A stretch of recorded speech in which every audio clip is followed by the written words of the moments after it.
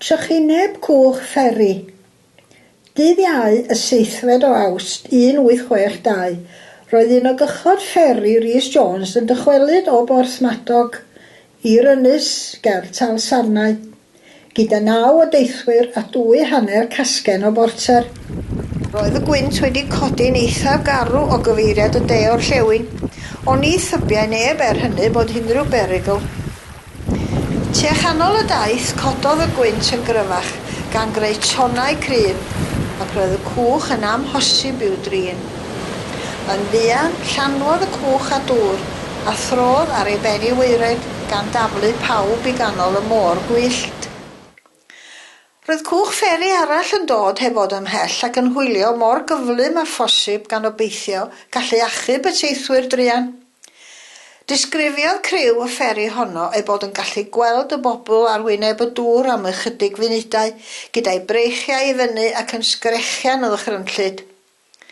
2 yn unig a chybwyd, sef Rhys Jones, perchenog y fferi, ac Ann Lewis, llechwedd Harlech. Bu'r 8 arall orfod eildio i'r dyfnderoedd.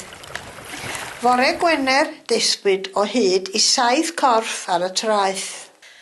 Ddydd Llun yr 11 yn Hy Gwyn yr ynys, cynhalwyd cwest o flaen Gruffydd Williams Crwner, rheithgor gydag Edmund Edwards Blas Uchaf, pen rheithiwr. Yr rheithfarn oedd boddwyd trwy ddamwain. Yr rhai a gollodd ei bywyd oedd John a Rhys Jones, meibion Robert Jones, Arthur Jones, ŵyr Rhys Jones, Dorothy gwraig Evan Lloyd Llechwedd, Gruffydd a John Edwards, meibion William Edwards, Cwch Rhasys, Ann Williams Llanllyfni a Jane Parry, yr ynys, na chafwyd hyd i'w chorff. Yn ddiweddarach, ymddangosodd erthygl yn y North Wales Chronicle ar Hydref y 4 1862. Dyma gyfieithiad o'r erthygl honno. Canfod corff Jane Parry yn dilyn damwain fferi. Corff wedi ei ganfod.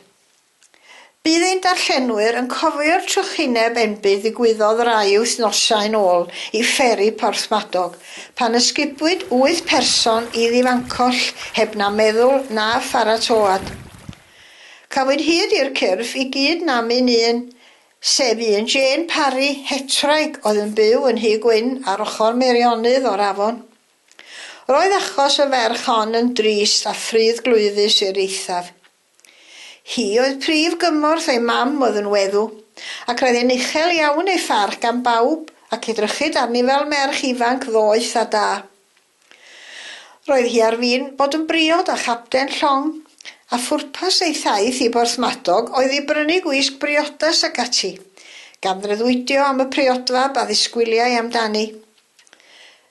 Ddydd Gwener diwethaf, roedd hen ŵr o'r enw Gruffydd Morris, ffermwr bychan yn byw ym Morfa Bychan, yn casglu gwymon ar hyd lan y môr, pan ganfu corff yr amadawedig yn gorwedd ar y traeth, ac fel y digwyddodd fe'i hadnabu. Cododd y corff a'i gosod yn y drol, ac anelodd yn ddi-oed am Borthmadog i roi gwybod i'r heddlu am yr amgylchiadau. Daeth llawer o bobl i amgylchynu'r drol, ac roedd teimlad o dristwch i'w deimlo gan bawb am farwolaeth mor anamserol. Aed ar corff i eglwys y plwyf Ynys Cynhaearn i ddisgwyl am drengholiad gan y crwner, o flaen H. Hunter Hughes y Sw. Ddigwyddodd ddys Sadwrn diwethaf, lle nodwyd rheithfarn o Caed wedi boddi.